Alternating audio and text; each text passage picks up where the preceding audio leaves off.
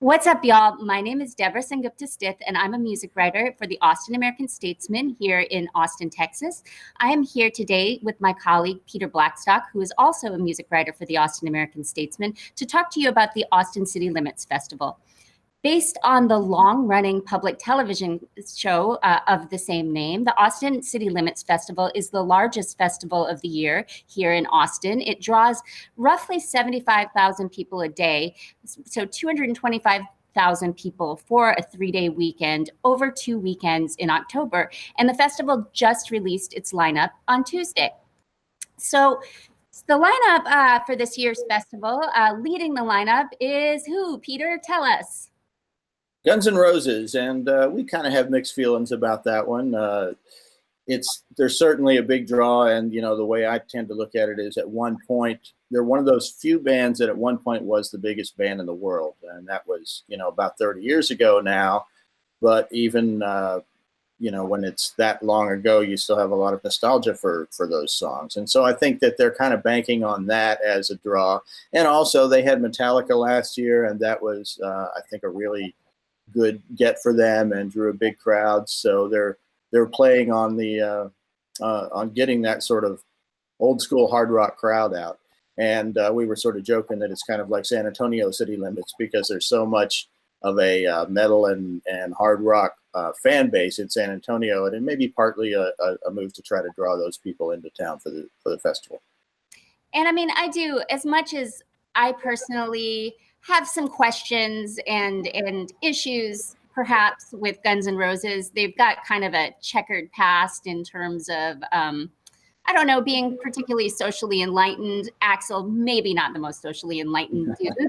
Although he has been, there's a whole woke Axl hashtag going right now because he's kind of made a change on Twitter. But I do feel like tears will be shed when they play Sweet Child of Mine. So I don't know if my tears will be shed, but maybe it's possible. Going on down the lineup, another one that was kind of a head scratcher for us is Mumford Sons. The Mumps were just here not very long ago, right, Peter? Yeah, they played the festival. They were a headliner in 2016, and they are a big band. There's no question. They're big enough to handle that top of the bill placement. But it feels like they should not necessarily be returning to headliners that soon. I mean, we talked a little bit about one of the other bands on the bill, The Cure, who are coming 6 years after they were last here, and that feels, maybe a little close, but probably okay. And it's the tour for their Disintegration album, so there's a lot of reasons I think that one makes a lot more sense. But Mumford so soon again just makes me feel like I wish ACL had gotten something fresher into that. Those 2 or 3 top slots are pretty prime, and I'd like to see something newer.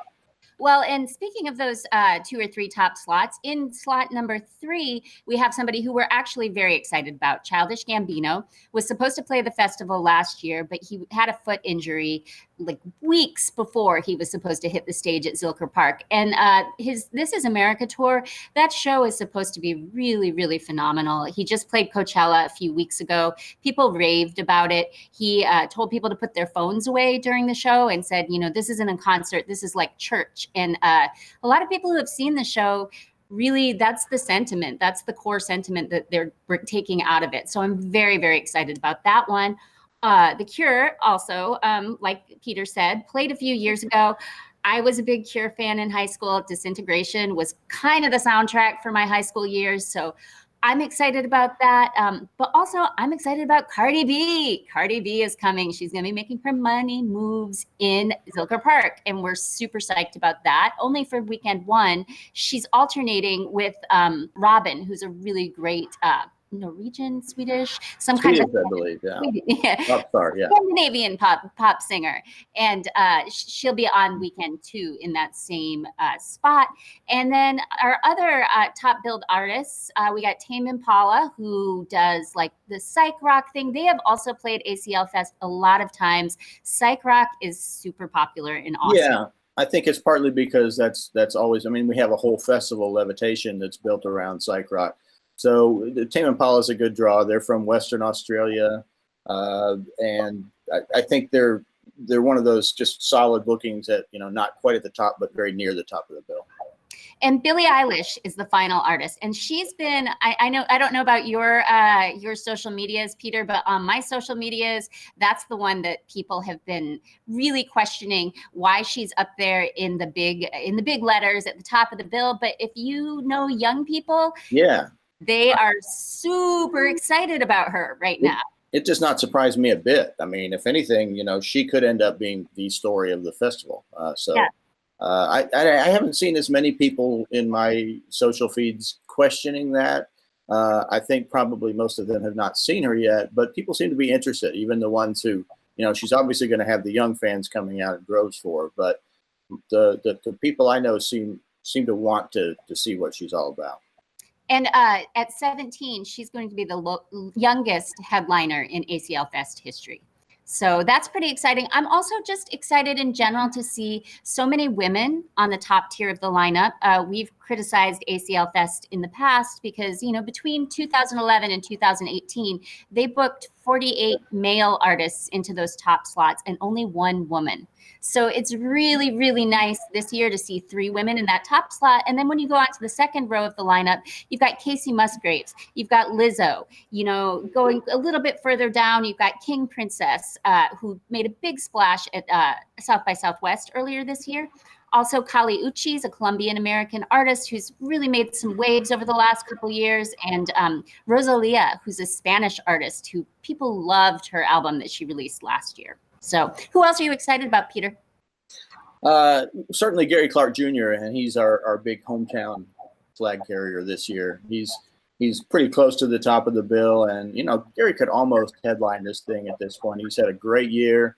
His new album, This Land, is he played Saturday Night Live when it came out, and it's just a terrific album from start to finish. And I think everybody's sort of looking forward to having Gary here as our hometown guy. There are a bunch of lesser known acts from Austin that are on the bill that are mostly just playing one weekend or another.